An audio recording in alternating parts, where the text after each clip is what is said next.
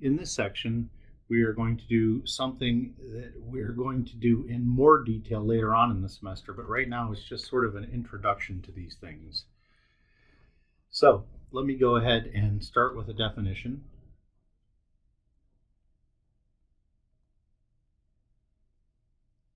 Let H be a subset of Rn. The set H is called a subspace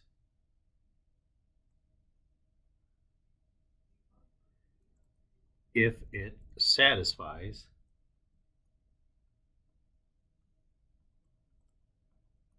the following.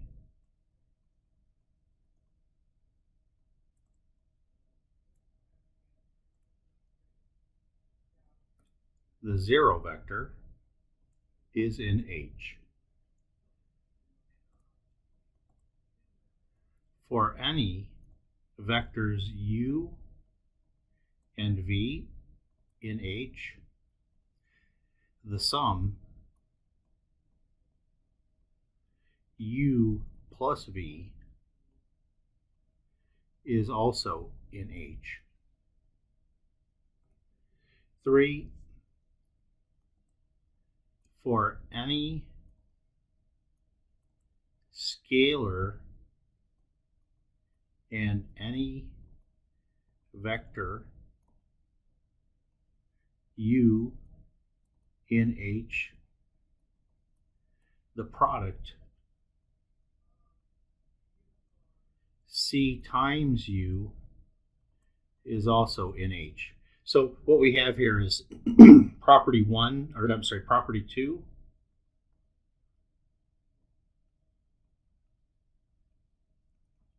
is often called closure under addition. And property 3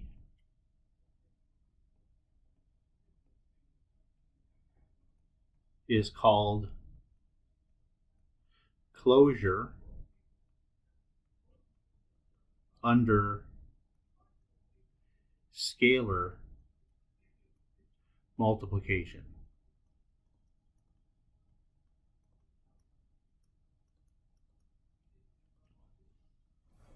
So let me do some examples. Show that the line y equals mx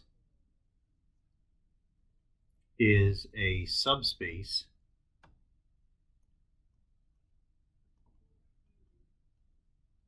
of Rn.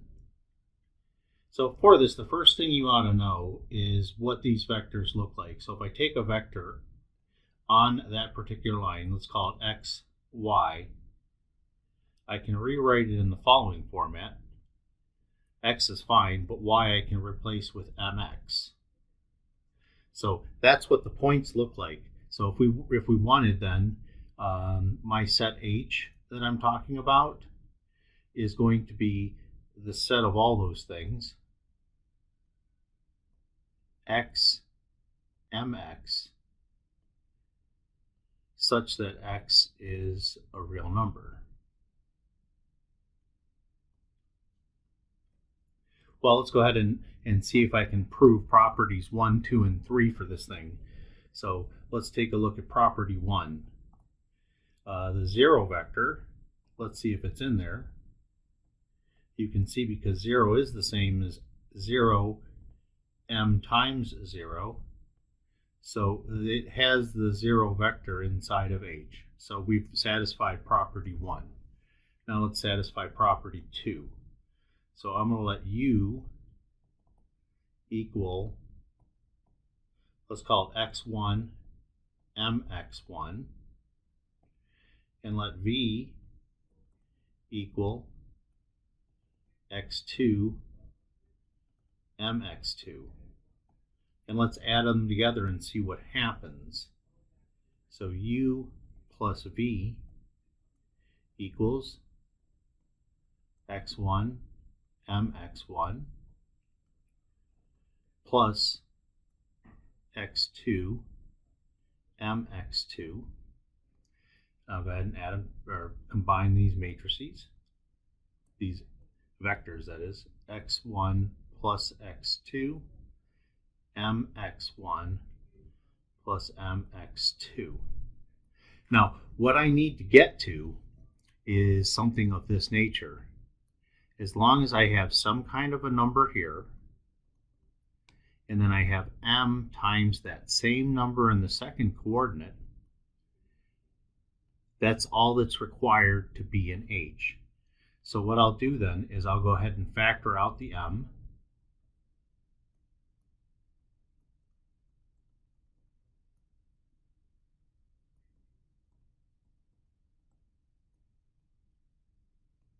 And you can see that it is looking like that. I have x1 plus x2 in the first coordinate, and then I have m times that exact same thing in the second coordinate. So that proves that the sum is in H. And now for part 3, I'm going to let C be in the real numbers. And let's call U equals x mx be in H. So I want to show that the product of these two things is also in H. So let's take a look at that. Cu equals C times x mx. And I'll go ahead and put the C inside. Cx cmx. But properties of real numbers allow me to move things around in the second piece. So the second entry, I can rewrite it as m times cx, because you do have commutativity and the associativity properties are helping as well. So you can see once again, in the first spot I have cx, but in the second spot I have m times exactly that same thing. So that proves that that's also in H. So therefore H is a subspace.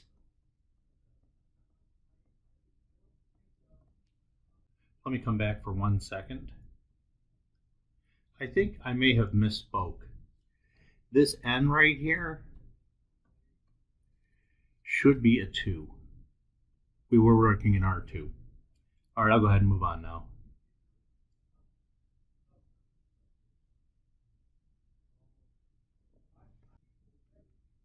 As another example, suppose y equals mx plus b, where b does not equal 0. Is this line a subspace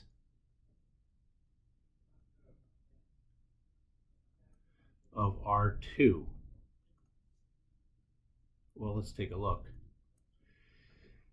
Now, these vectors, if I look at a vector here, I will get x, and then I will get mx plus b. So first of all, I want to see if it equaled the 0 vector, that would be a 0 in both spots, 0, 0.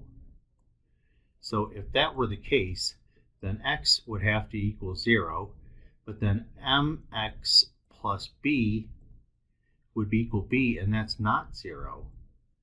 So this can't happen. I do not have 0. The 0 vector is not on the line.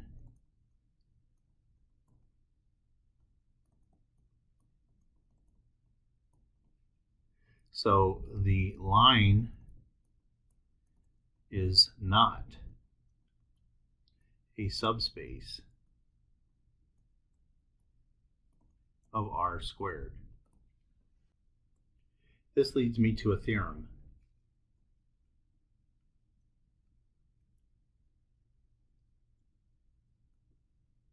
Let V1 up to Vp be a subset of vectors in Rn. Prove that.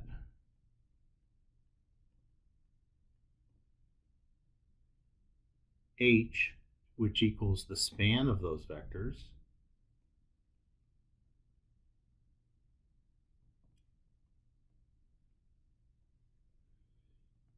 is a subspace of Rn. Proof. So we have to go through the three processes, or the three problems. One was first showing that the 0 vector is in there. So if I look, I can write 0 as 0 times v1 plus dot dot dot plus 0 times vn. So if you can do that, then we know that that's in H. Notice that a span, if I pick anything in the span, it's a linear combination of those vectors in that set. All right, now 2. Let's let U and W be in H. Also, we'll say since U is in it, since these two things are in H, I can write U as C1V1 plus dot dot dot plus CPVP. And once again, I've got to fix something here. I have several places where I put an N instead of a P. All right, so there's U, and now W. Let's say W equals D1 V1 plus dot dot dot plus dP VP. All right, then when I add them together, U plus W, I can add the like terms together and I'll get C1 plus D1 times V1 plus dot dot dot plus CP plus DP times VP. And of course that's in H because that is a linear combination of the vectors in H. So that proves part number 2. For part number 3, we're going to let C be in the real numbers, and let's let U be in H. Then U, we know, is a linear combination of the vectors. Let's call it C1 V1 plus dot dot dot plus CP VP. And then CU equals C1 V1 plus dot dot dot plus CP VP. And I can fix this up just a little bit.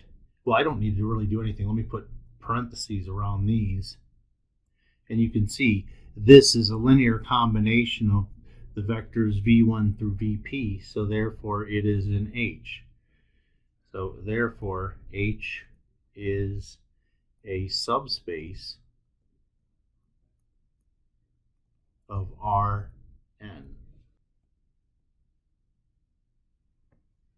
Another definition.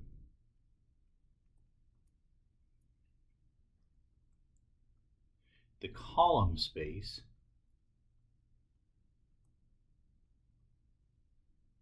of a matrix A is the set of all linear combinations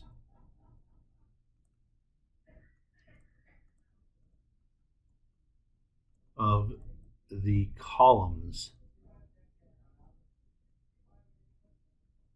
of A, and we denote it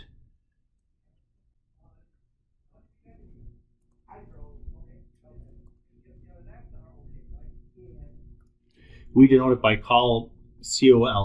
So this is called the column space. And let me give you perhaps a definition, a more mathematical looking definition. This is the span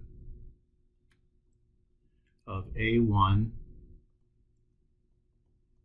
up to AN, where the AIs are the columns of A.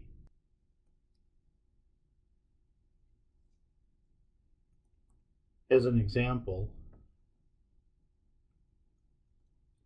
let A equal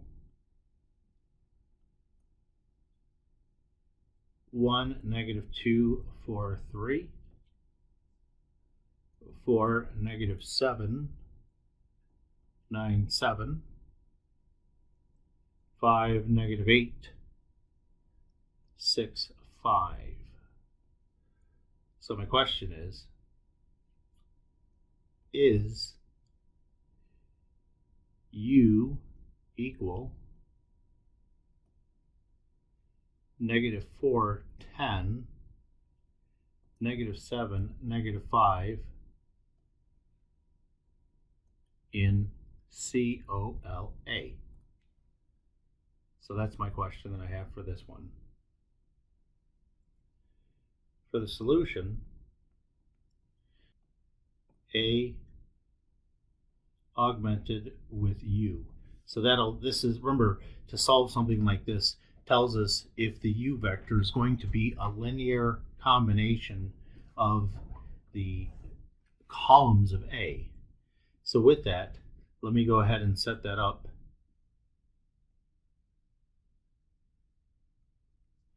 We have the 1, -2, 4, 3, 4, -7, 9, 7, 5, -8, 6, 5, and then I'll append the given vector. And as usual, we'll do the typical row operations just until I get to the point where I can tell what's going on. So I'll start with 2R1 plus R2.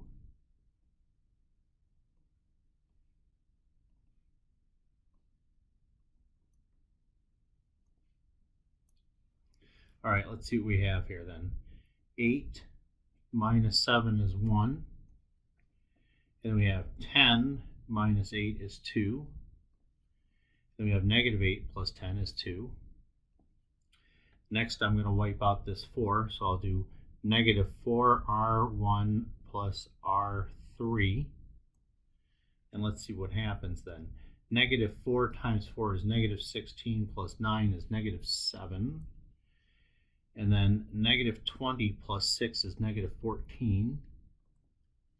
16 minus 7 is 9. And then I'm going to wipe out this 3 right here. So I'll do -3R1 plus R4. And so let's see what we get. -12 plus 7 is -5. And then I have -15 plus 10 is plus 5 is -10. And then I have 12 minus 5 is 7. Now, if you'll notice, I can wipe out not just the -7, but the -14 as well when I do 7R2 plus R3. Notice it'll wipe those out. However, it doesn't look like it's going to wipe this side out. So let me do just that, because I see that we're going to get a no solution situation here. So I'll do 7R2 plus R3.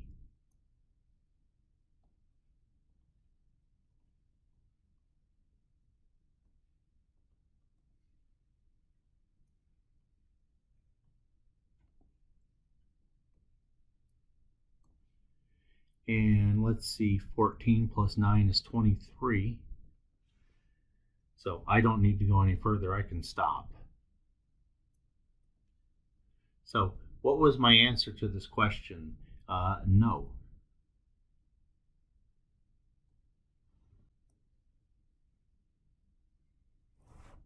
Another definition. the null space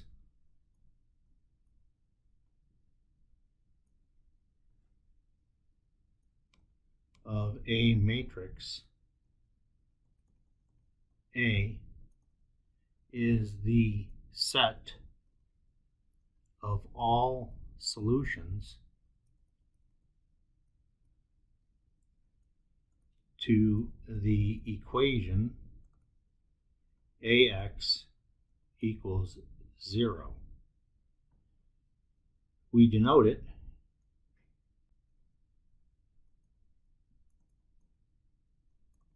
by NULA. So mathematically, NULA equals the set of all vectors x in Rn such that AX equals the 0 vector. So this immediately leads to a theorem.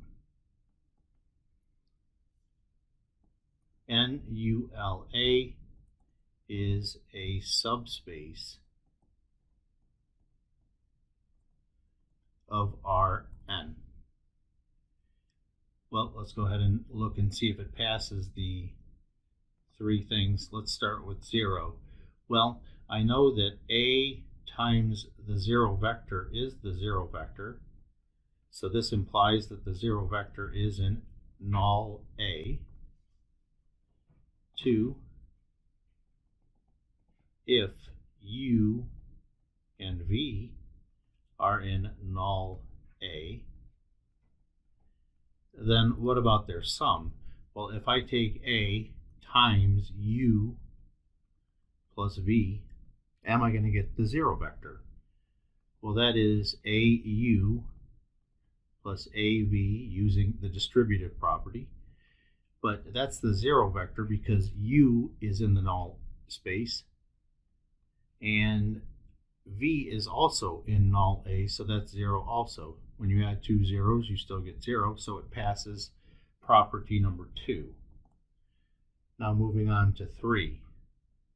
We'll let C be a real number and let U be in null A. So I need the product of these two things to be in null A. Means that I need A times that product to equal 0. So let's see what happens. One of the things that I've proven, I don't know how many times, I know at least once, I can take the C and factor it out front of here, like so. Put a dot between it because since V is in null A, that's C times the 0 vector, which is just the 0 vector. So it passes all three properties. So therefore, null A is a subspace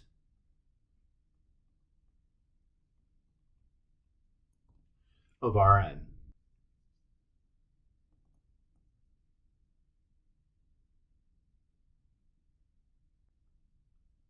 Let A equal -306, -223, 0, -6, 3. Let's put a period here. Determine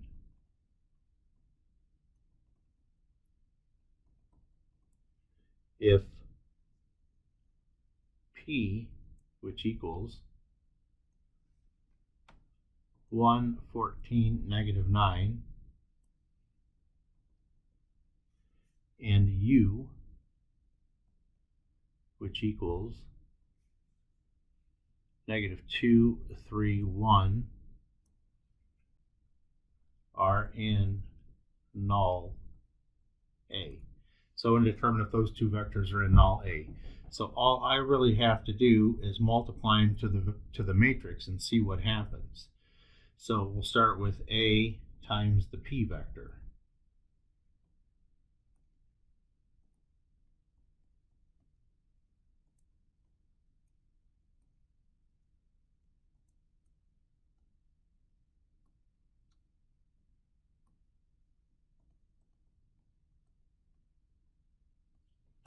And we'll just multiply it out and see what happens. If I get the 0 vector, I know I'm good. If not, then, well, it's not in null A. All right, start with the first one here. Negative 3 times 1, we get negative 3. Negative 2 times 14 will be negative 28, negative 31. I can stop. That first entry is not a 0. This implies that P is not in null A. All right, now on to U.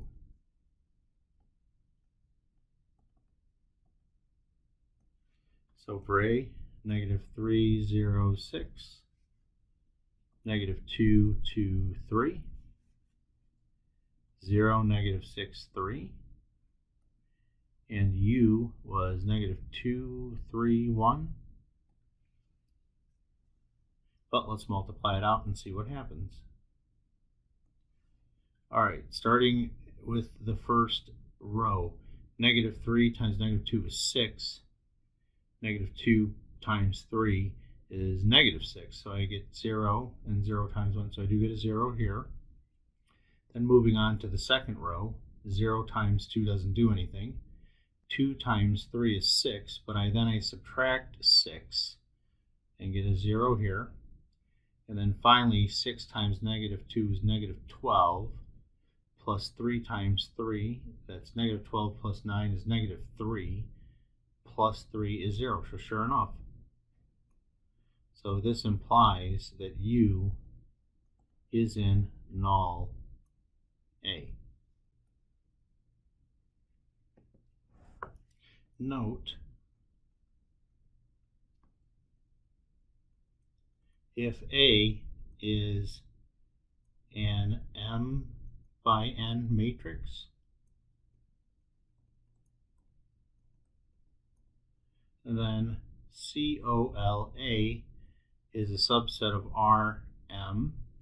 That's because each of these column vectors has M entries, so each column vector is in Rm. That's why any linear combination would be in Rm. However, on the other hand, null A is a subset of Rn. Let me come back here. Since you have to multiply these vectors, the number of entries of the vectors has to match the number of columns in the matrix. And since there are n columns, null A is a subset of Rn. Here's one that's a picture. Let's put it this way. Is the shaded region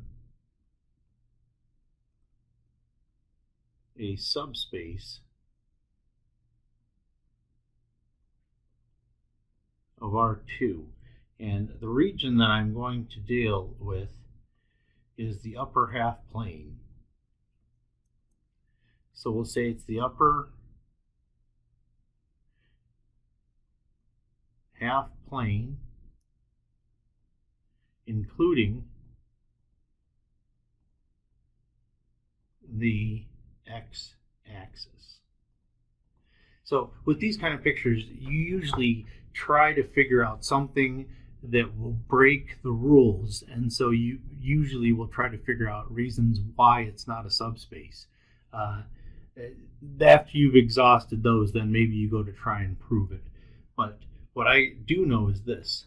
I do know that the vector 0, 1 is in the shaded region. In fact, it's just, I don't know how long we'd have to do, but let me say here is the point 0, 1. See if I can vectorize, kind of make it a little thicker there.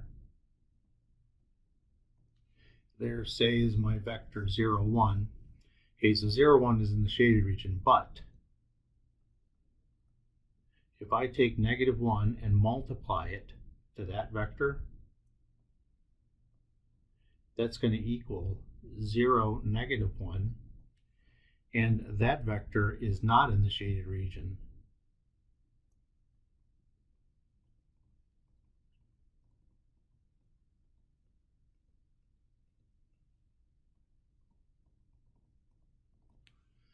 So, is the shaded region a subspace? No. Notice though that 0, 0 was in there, and I think if you were to take two vectors in there and add them together, that wouldn't be a problem either. So it's not closed under scalar multiplication is the reason why this thing is not a subspace. Definition: a basis for a subspace H of Rn is a linearly independent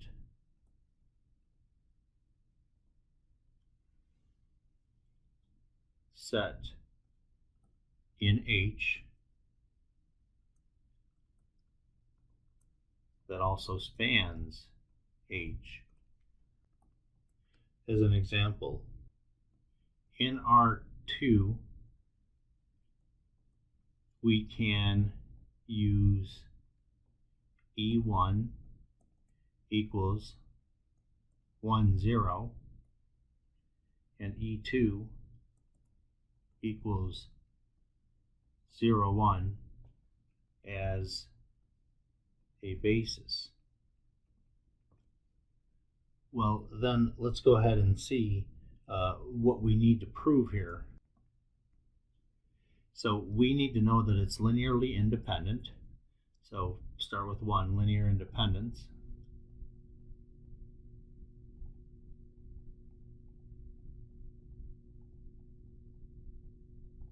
So for example, if I had x times the first vector plus y times the second vector, and suppose that equaled 0, 0, we then would multiply through x0 plus 0y, that's equal to the 0 vector. Add them together, we get xy equals 0. This implies that x equals y equals 0, so the vectors are linearly independent.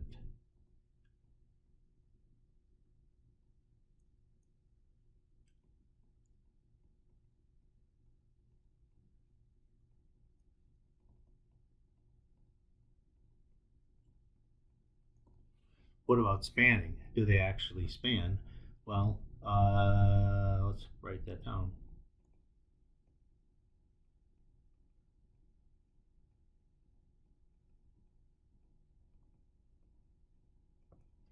Well, let's take a look. Pick any vector xy in R squared. Then xy equals x times 1, 0 plus y times 0, 1, and that is in the span of E1, comma E2. Therefore, E1, E2 is a basis for R squared. Thus, R squared equals the span of those two vectors.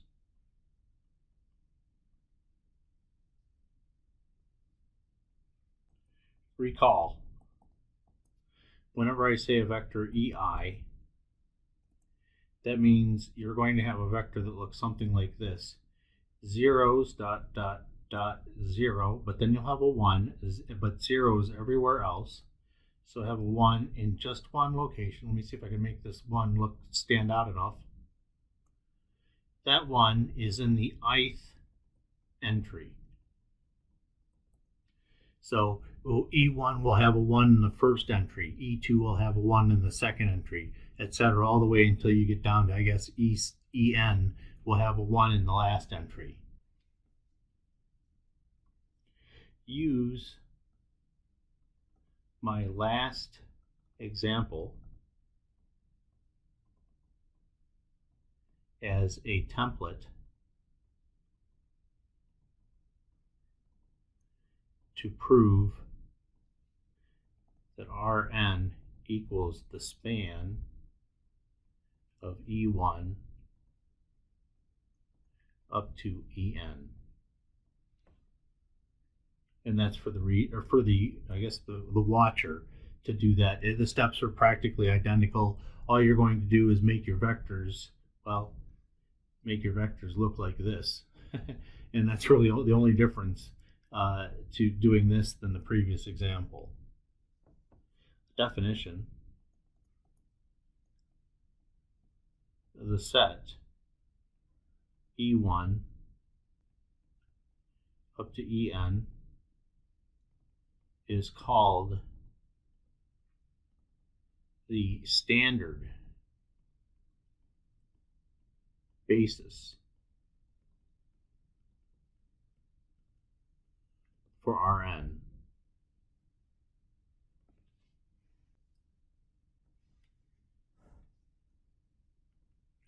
As an example, determine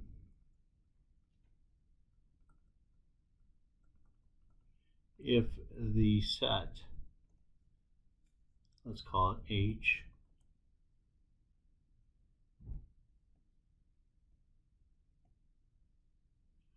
(1, 1, -2), -5, -1, 2, 7, 0, -5,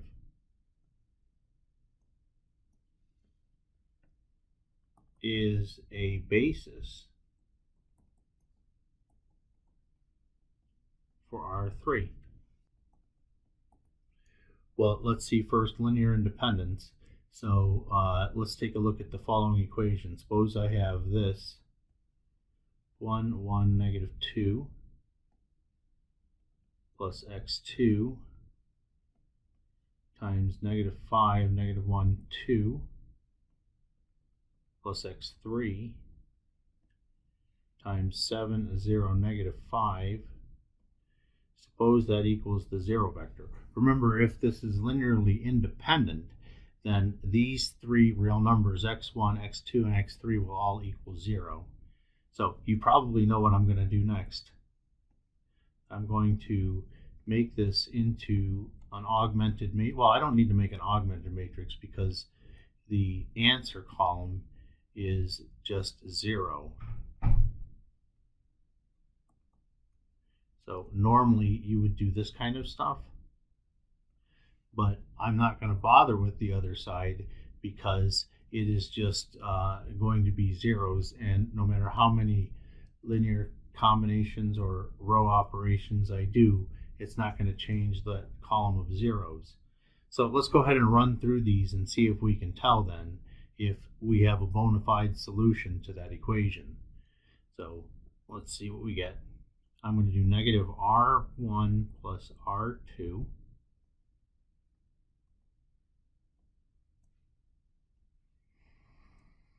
All right, let's see. So 5 minus 1 is 4.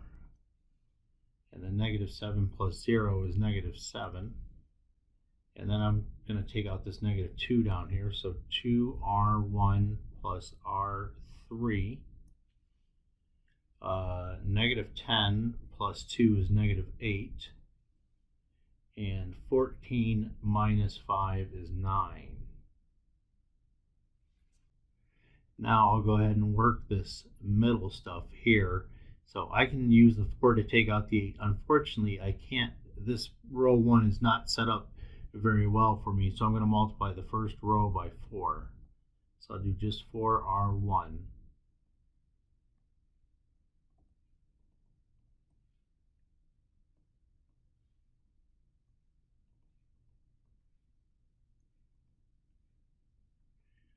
All right, and now I'm ready to use the for pivot to take out the -20 and the -8.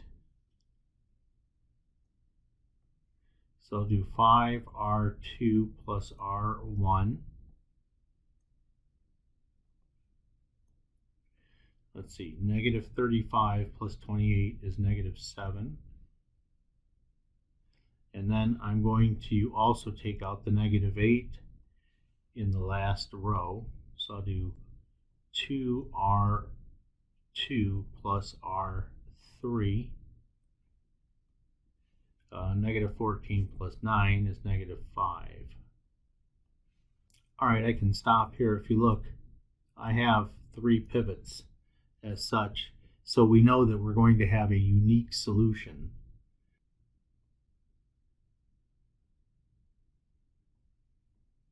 We have a unique solution.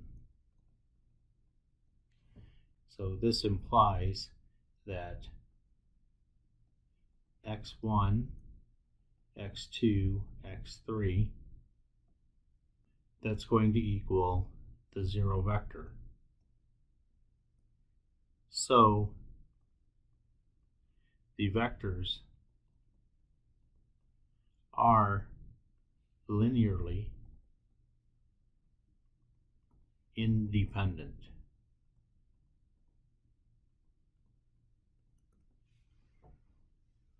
Also, we have a pivot in every row. So the mapping x to ax is onto. Thus, for any x in R3, and let me do this better. I'm going to change that to a y. So for any y in R3, there is an x in H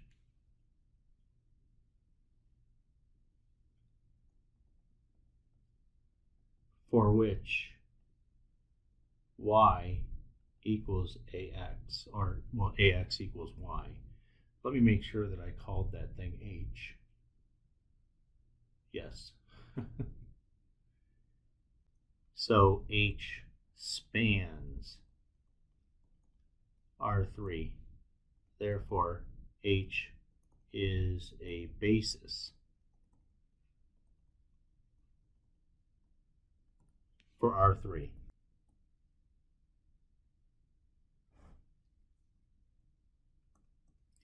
Here we have an example. Let A equal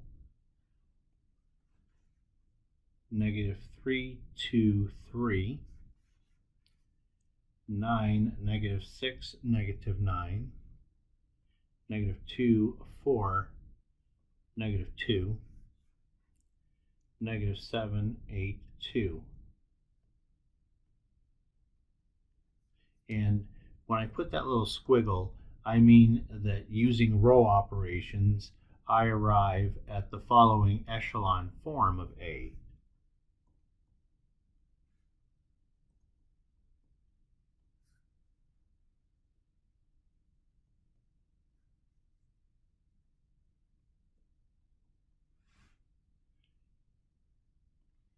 And let me be a little careful here. That thing there is a 0, not a 6.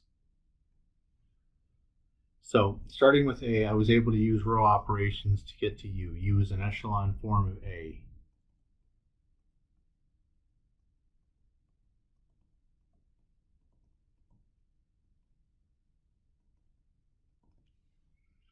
All right, so with that in mind, let's go ahead and take a look at those pivots in U and see what they tell us.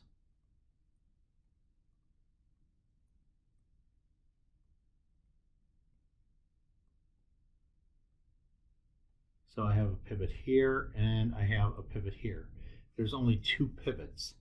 Let me go one step further here and simplify, well, do some more row operations to get it to reduced echelon form.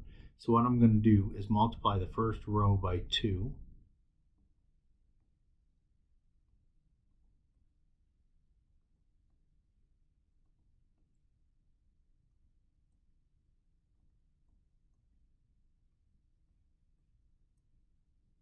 And then I'll use that 4 to take out the 12, and we'll see what happens from there.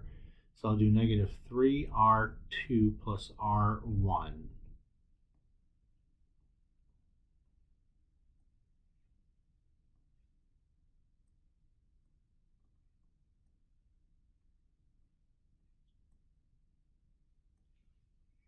And the last thing I'm going to do is to divide out a 2 into the first row and a 4 into the second row.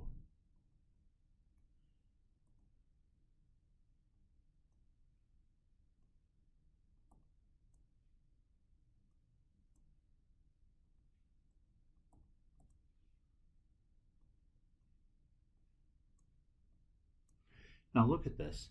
Once again, let me circle the pivots. Take a look at what we have here. You can see, let's call these U1, U2, U3, and U4. Notice that negative 3 times U1 will equal U2. Now, come back to the original matrix. Let me see if I can find it. Let's take a look at this as A1, A2, A3, and A4. Look at these two. If I take negative 3 times this column, negative 3 times negative 3 will be a 9, negative 3 times 2 will be negative 6, negative 3 times 3 will be negative 9. So the second column is a multiple of the first column in exactly the same way. So we also have negative 3a1 equals a2. What I'm getting at is doing the row operations did not change the relationship between the vectors. It just made things easier for us to see. Now watch what else too. If you take a look, so this column is a multiple of the first column. Now let's take a look at this column here. So let's take a look at 3 halves, 5 fourths, 0. I can write that as 3 halves times 1, 0, 0 plus 5 fourths times 0, 1, 0. And so we see that U4 equals 3 halves U1 plus 5 fourths U2. Well, when you go back to the original matrix, guess what? A4, you can check this on your own, will equal 3 halves A1 plus 5 fourths A. Actually, be careful. That was U3, not U2.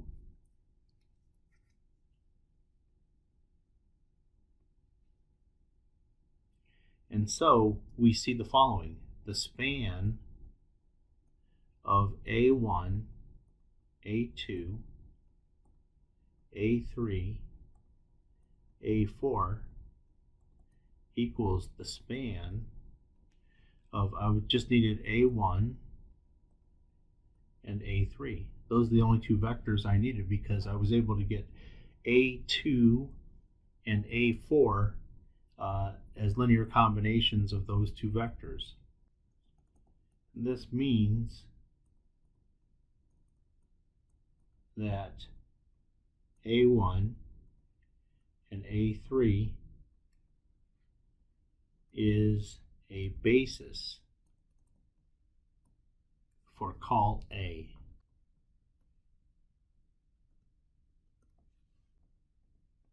For null A, we have this time we're going to be looking at the following: ux equals 0. So we're looking at the vectors that are mapped to 0.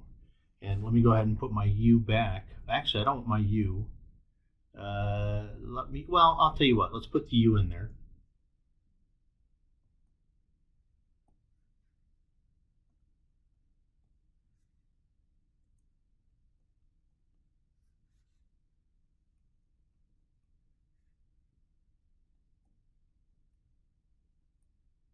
And from there, I want a little bit further.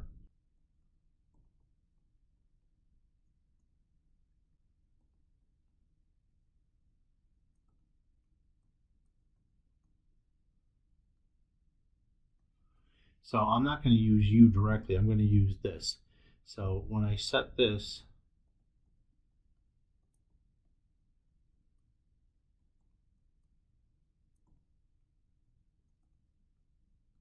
like so,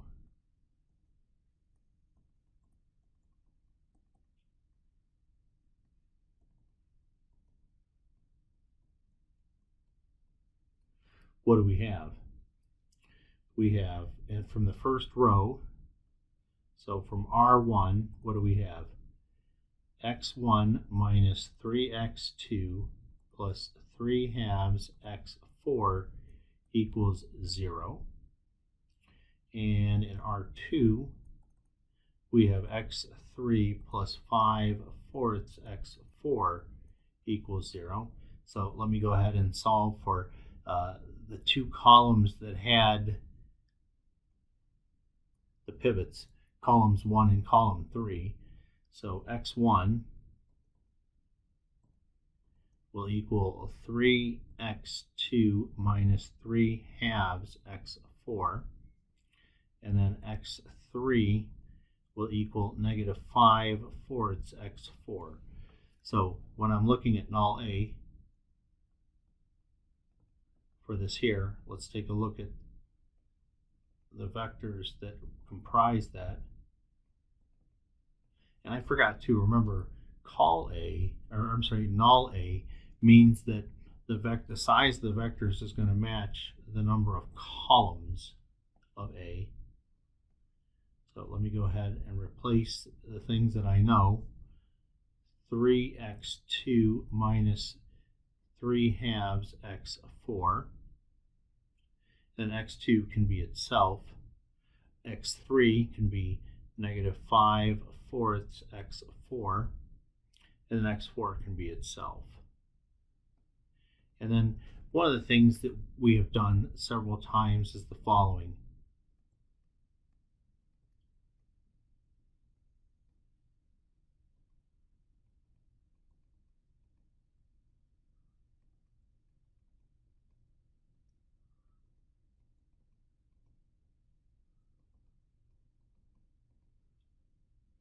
When I do this, then it makes it pretty easy for me to write it in a parametric representation as follows.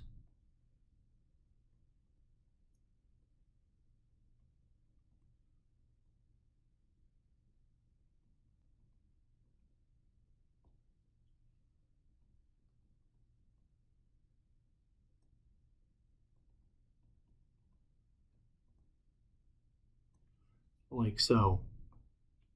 And this way, we have a nice way of looking at it. Null A equals the span of 3, 1, 0, 0,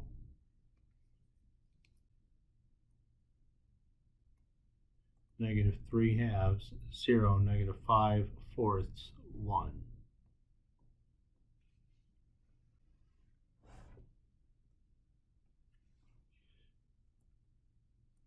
Row operations do not change the relationship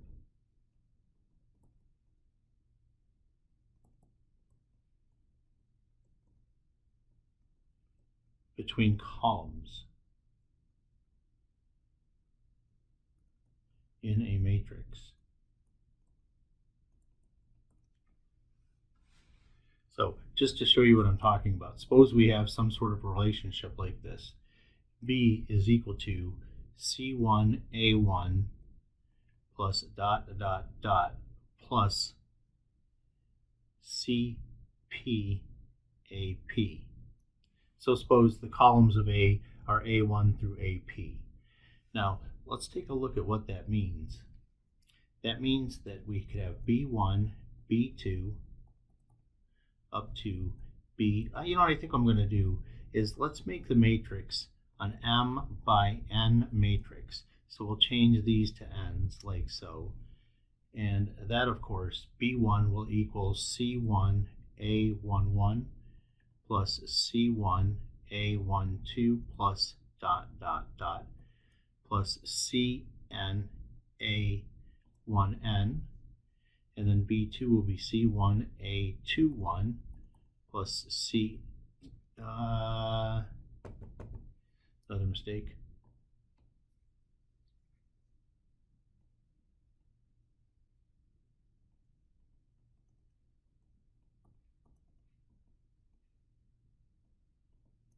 And we continue until we get down to the last one. Here we have C1AM1 plus C2AM2 plus dot dot dot plus CNAMN. Now what we're going to do is look at the various row operations and see what they do to these vectors. So take a look at, let's start with multiply a row by k. So suppose we multiply row I by k. So what do we have then? I'll have k times bi will equal k times c1 ai1 plus k times c2 ai2 plus dot dot dot plus k times cn ain. Well, what I can do is use commutativity to rewrite this in the following way: c1 times k a1 I1 plus c2 times k ai2 plus dot dot dot plus cn times k ain. Well, what we have then is that I now will have b1 kbi bn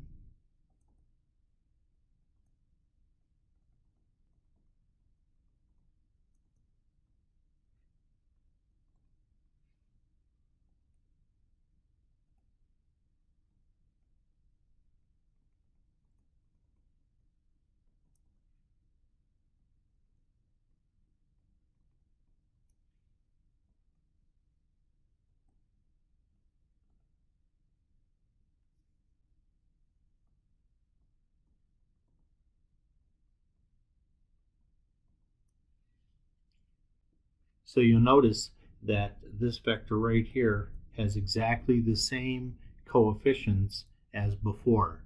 So I did not destroy the C1 through Cn that defines the linear combination. Now what about swapping rows?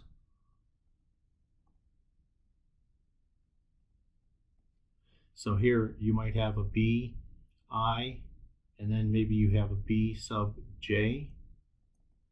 And so C1 AI1 plus dot dot dot plus CN AIN, and B sub j would be C1 AJ1 plus dot dot dot plus CN AJN. Well, if you swap these, it doesn't change anything.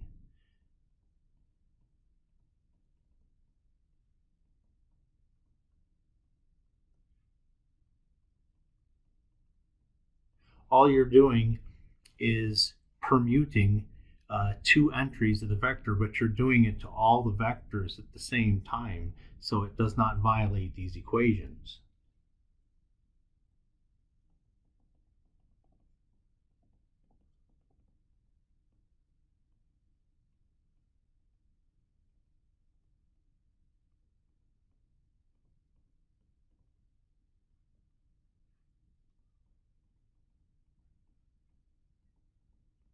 All right, so suppose I take k times row I and I add it to row j. What's that going to look like? So in my row j, it will look like the following then. I will have k bi plus b sub j. That will equal k c1 ai1 plus dot dot dot plus k c n a I n. That's the k times the ith row, but we're going to be adding that to c1 a j1 plus dot dot dot plus cn a jn. K c1 a I1 plus c1 a j1 plus dot dot dot plus k cn a I n plus cn a jn. What I'm going to do then is I'm going to factor out the c's, so I have c1 times k ai1 plus aj1 plus dot dot dot plus cn k a I n plus a j n.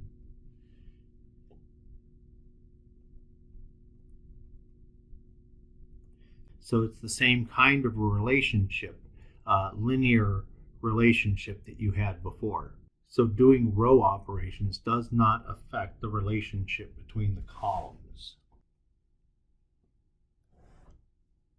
Here is a theorem. The pivot columns of a matrix A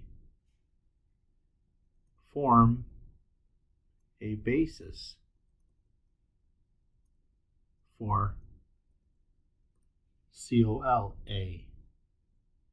I've already done most of the proof and all the stuff that I was saying about the linear or the row operations.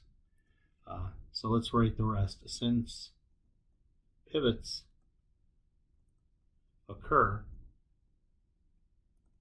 in different rows,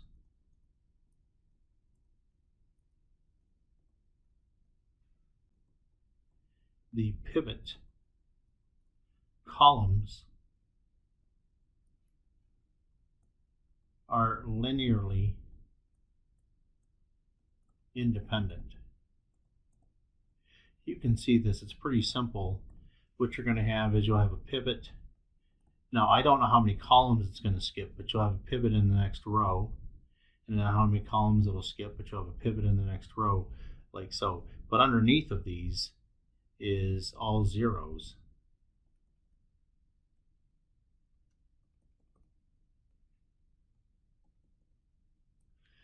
These columns are obviously linearly independent.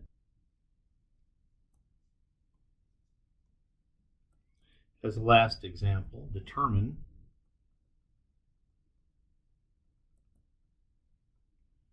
call A and null A for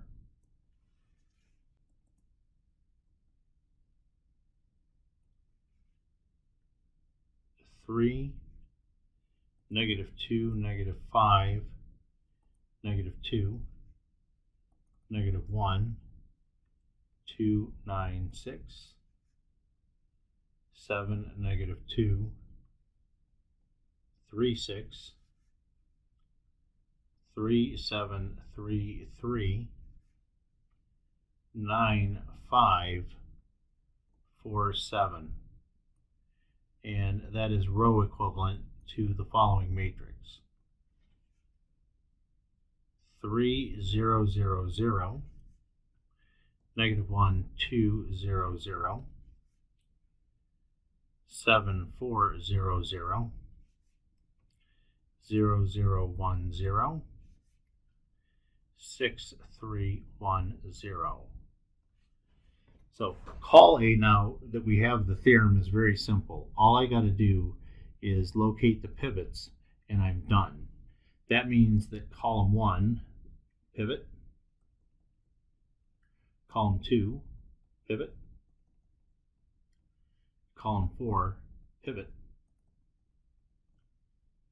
So what I'm saying is that column A is equal to the span of those three columns: 3, -2, -5, -2.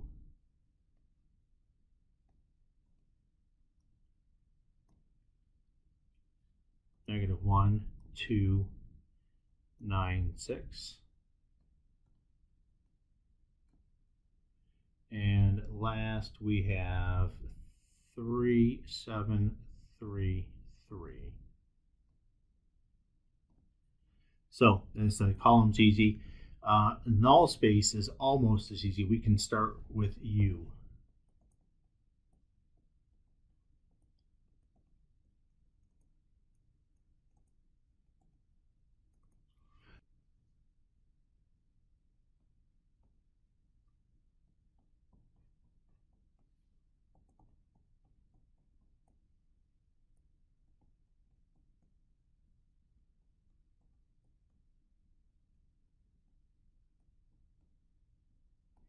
And what I'm going to do then is I'm going to take this 2 pivot and clean up that entry.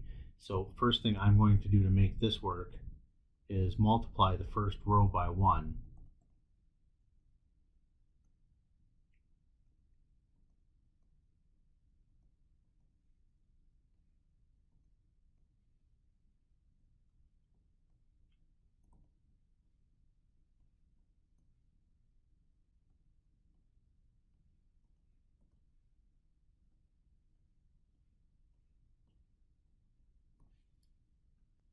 Then I'm going to add row 2 to row 1.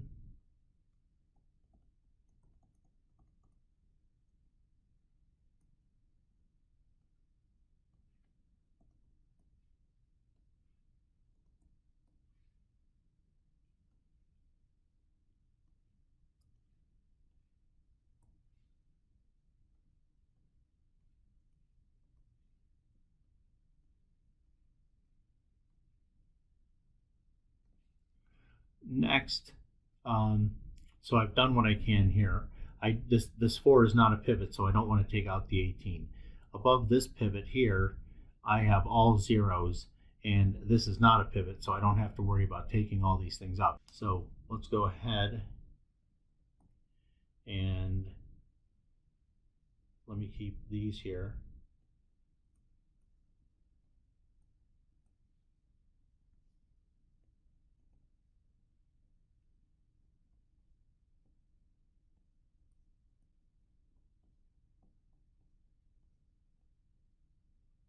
So I guess while we're at it, we can see that x3 is free, and over here we have x5 is free. So they're going to be part of the answer.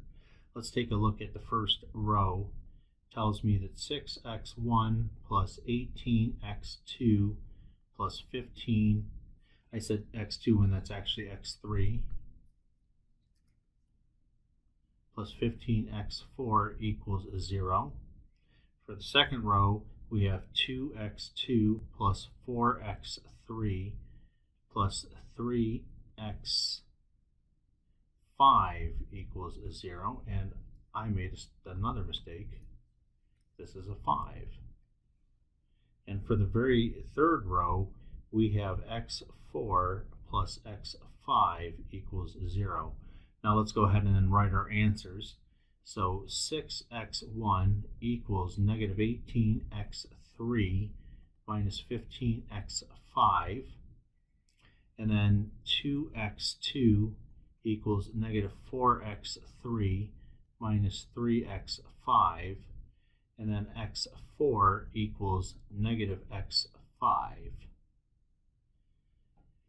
So to simplify things as much as I possibly can, I'm going to go ahead and divide the first row by 6 and the second row by 2. So we get, let me do it this way, x1 equals negative 3x3 minus 15 over 6 is the same as 5 over 2, 5 halves x5, and then x2 equals negative, well, I divided by 2, so it's negative 2x3 minus 3 halves x5. See how x3 and x5 are figuring in our answers? And then x4 was already done. So when I look for the members of my null community, I'll have x1, x2, x3, x4. That will equal negative 3x3 minus 5 halves x5, negative 2x3 minus 3 halves x5.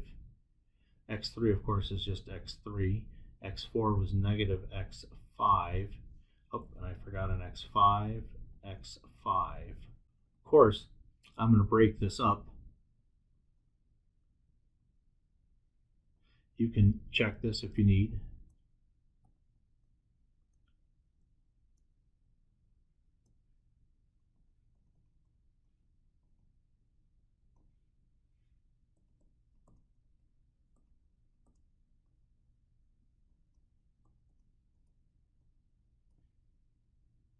And so now we have it. The null space of that matrix, what do we have, 5 entries?